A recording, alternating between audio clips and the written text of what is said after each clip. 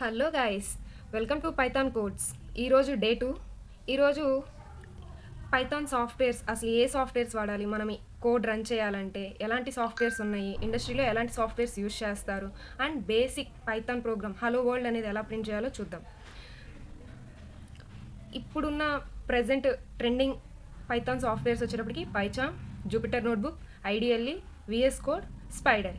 ఈ సాఫ్ట్వేర్స్ ఏవైనా సరే మీ ల్యాప్టాప్లో ఇన్స్టాల్ చేసుకొని మీరు పైథాన్ కోడ్స్ అనేవి రన్ చేసుకోవచ్చు.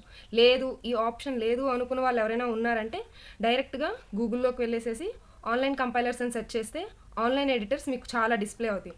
అందులోకి వెళ్ళి మీరు మీ కోడ్ రాసి రన్ చేసుకోవచ్చు. అలా ప్రోగ్రమైజ్, ఆన్లైన్ జీడీబీ, ఆన్లైన్ కంపైలర్ అని చెప్పేసి ఆన్లైన్ ఎడిటర్స్ కూడా మీకు అవైలబుల్లో ఉంటాయి. ఓకే, ఇప్పుడు ఏదైనా పైథాన్ కోడ్ రాసినప్పుడు దాని యొక్క ఫైల్ ఎక్స్టెన్షన్ ఎలా ఇవ్వాలో కూడా మనకు తెలియాలి. పైథాన్లో ఏ కోడ్ రాసినా ఆ కోడ్ని ఎలా సేవ్ చేయాలంటే ఫైల్ నేమ్ .pyతో సేవ్ చేయాలి. Next, Python program hello world ఎలా రాయాలనేది చూడండి. ఏం లేదు, ప్రింట్ బ్రాకెట్స్ ఇచ్చేసేసి డబల్ కోట్స్లో హలో వరల్డ్ అని ఇస్తే అవుట్పుట్ రన్ చేసినప్పుడు మనకి హలో వరల్డ్ అనేది డిస్ప్లే అవుతుంది బ్రో. చాలా ఈజీ. అండ్ నెక్స్ట్, కమెంట్స్ వచ్చేటప్పటికి కమెంట్స్ ఎందుకు వాడతాం అనేది ఫస్ట్ తెలుసుకోవాలి బ్రో. ఈ కమెంట్స్ వాడటం వల్ల ఏంటంటే ఎదుటి వాళ్ళకు కూడా చాలా ఈజీగా అర్థమైంది బ్రో. అలా అని చెప్పి ఈ కమెంట్స్ ఏమైనా మనం రన్ చేసినప్పుడు రన్ అవుతాయా అంటే ఏమీ రన్ అవ్వు. వాటి వల్ల మీకు ఎటువంటి ప్రాబ్లము ఉండదు.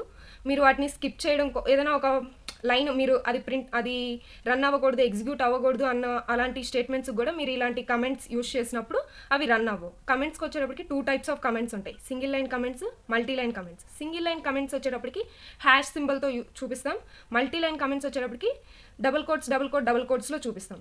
నెక్స్ట్, మోస్ట్లీ పైథాన్ కోడ్ రాసేటప్పుడు మనకు వచ్చే ఎర్రర్ ఇండెంటేషన్ ఎర్రర్. ఇండెంటేషన్ అంటే ఏం లేదు, జస్ట్ ఒక స్పేస్ అంతే, దాన్నే ఇండెంటేషన్ అంట.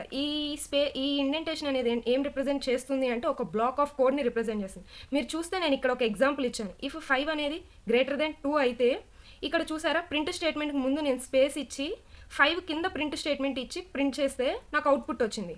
అదే కోడ్ని నేను ప్రింట్ ఫంక్షన్ ఎక్కడ పెట్టాను, ఇఫ్ కింద పెట్టాను.